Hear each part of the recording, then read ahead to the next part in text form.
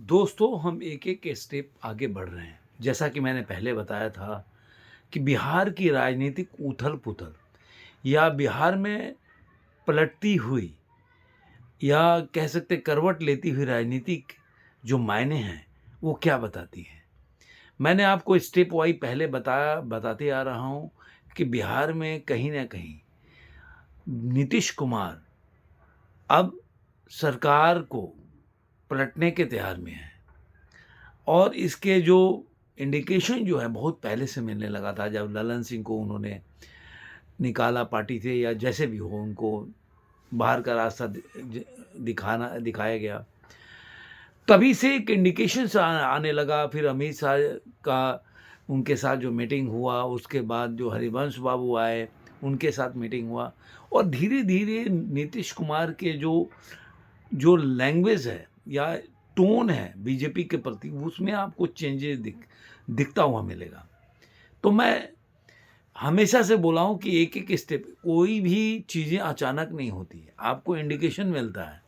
अब उस इंडिकेशन से आप क्या आइडिया लगा लेते हैं और वो कितना सही होता है, ये तो भविष्य के गर्त में होता है। लेकिन एक राजनीतिक एनालिसिस या विश्लेषण के हिसाब से देखा जाए, तो हमारा काम है जो एक्शन होता है, जो घटनाएँ घटती हैं, उसका आकलन करना या एनालिसिस करना। अभी देखिए कल के ही दिन में मोदी जी ने जो कर्पूरी ठाकुर हैं, जो बिहार के एक्स सीएम थे, उनको भारत रत्न का ऐलान किया गया है अवार्ड देने के लिए। और जब ये घटना घटी, तो नीतीश कुमार और आरजेडी दोनों लोगों ने ये बाहर निकल के और इसका जो श्रेय लेने का कोशिश किया, उन्होंने तरह-तरह बताया। लेकिन दोनों के लैंग्वेज में बहुत ज़्यादा अंतर था।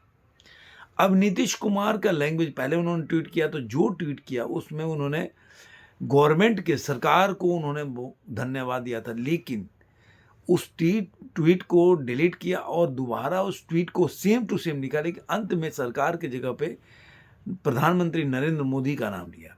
तो ये एक इंडिकेशन देता है कि उनका जो व्यवहार या टोन, वो क्या सेट कर रहे हैं और क्या हो रहा है, और ये जनता भी आइडिया लगा लेगी। दूसरा क्या हुआ कि दूसरा सबसे बड़ी घटना घटी कि मैंने पहले भी बोला कि काफ़ी जो उनकी कार्यकारिणी है, वो सब चेंज हो चुका है। लेकिन मीडिया में चल रहा है, कई मीडिया में चल रहा है कि जेडीयू टूटने वाले हैं, कांग्रेस के 11 विधायक जो हैं बीजेपी के संपर्क में।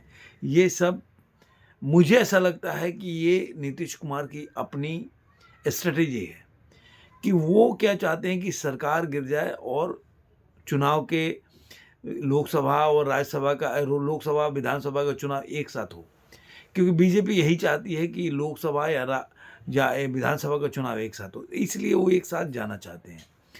तो इसलिए जब आज देखिए, जब उन्होंने कर्पूरी ठाकुर के ऊपर उनका रैली था, उन्होंने बोला, तो उन्होंने यहाँ तक प्रधानमंत्री की बड़ाई करते-करते उनके प्रवक्ता तो मैनेज करने के प्रयास कर रहे हैं। देखिए ये सब तब तक होता है जब तक गठबंधन हो नहीं जाता, तब तक प्रवक्ता क्या करते हैं, मैनेज करते हैं। लेकिन नीतीश कुमार पूरी तरह से वो बीजेपी को समर्थन भी किए और उन्होंने यहाँ तक बोल दिया परिवारवाद के खिलाफ। ये बहुत बड़ा बात है कि आप तेजस्वी यादव के साथ रह रहे हैं, उनके साथ सरकार चला रहे हैं, वो डिप्टी सीएम है, और आप बोल रहे हैं कि मैं कर्पूरी ठाकुर ने कोई परिवार को आगे नहीं बढ़ाया, और मैं भी कर्पूरी ठाकुर के रास्ते पे चलकर असली समाजवाद लाने के लिए मैं भी अपने परिवार को आगे नहीं बढ़ाया।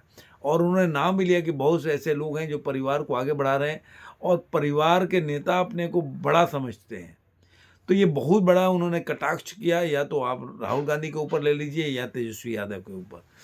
तो नीतीश कुमार ने अपने जो विज़न साफ कर लिया। अगर वो गठबंधन हो जाता है तो आप इसी चीज़ को देखिएगा, मीडिया में आकलन होने लगेगा और वो बोलने लगे देखिए नीतीश कुमार ने पहले से बोला था ये सब।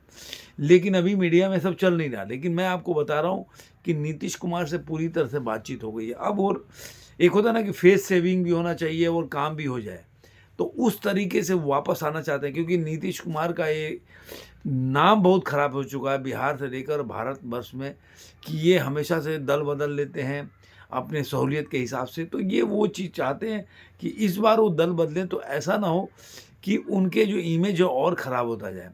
तो वो एक बोलते हैं ना कि सेफ पैसेज चाहते हैं निकलने के लिए। तो अब कैसा सेफ पैसेज मिलेगा वो तो भविष्य के गर्भ में है। 2-4-5 दिन में और भी क्लियर हो जाएगा इस पे। तो मुझे लगा कि आप लोगों को ये बातें बता दूँ कि क्या होने वाला है। ऐसे ही आप देख रहे हैं कि वो पहले से ही कांग्रेस के से हटने लगे हैं, बोल रहे हैं कि हम पूरे 17 सीटों पे चुनाव लड़ेंगे।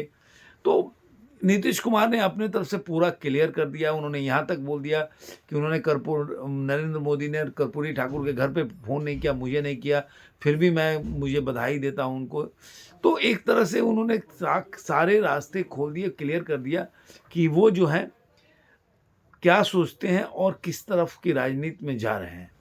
आपको ये वीडियो कैसा लगा ज़रूर कमेंट बॉक्स में बताइएगा। फिर मिलेंगे किसी और वीडियो में, तब तक के लिए धन्यवाद।